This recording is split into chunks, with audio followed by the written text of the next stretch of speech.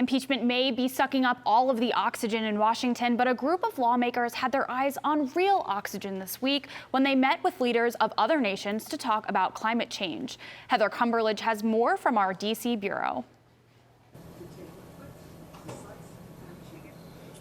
200 nations are meeting at the United Nations Framework Convention on Climate Change this week. 70 of those countries have already committed to net zero carbon emissions by 2050. The United States, however, is not one of them. But House Speaker Nancy Pelosi had a message for those at the so-called COP25 meeting. By coming here, we want to say to everyone, we're still in. The United States is still in. Still in the fight against climate change. Even though the U.S. is no longer in the Paris Climate Accords, a 2015 agreement between almost 200 countries to reduce greenhouse gas emissions and slow global warming. President Donald Trump pulled the U.S. out of the deal in 2017, which is why Pelosi led a delegation of Congress members to the 2019 United Nations Framework Convention on Climate Change in Madrid earlier this week.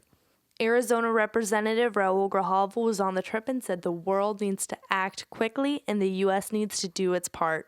Vulnerability is a reality, as is the urgency to do something immediately about climate change and quit wasting time. Legislatively, Natural Resources Committee will be moving forward. But Arizona Representative Paul Gosar says the U.S. is already the global leader in emission reductions, even without being a part of the Paris deal.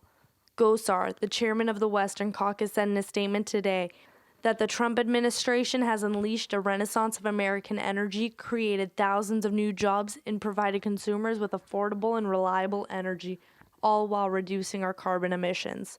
He went on to say that Democrats like Grijalva should embrace America's energy revolution instead of kowtowing to climate extremists at an international conference. Grijalva disagreed.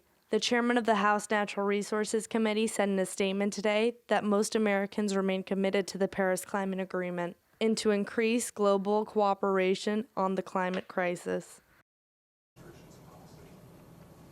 The climate change conference is scheduled to run through next Friday, but the U.S. lawmakers are already back home where Grijalva and Pelosi are scheduled to give a briefing tomorrow morning about the Madrid trip.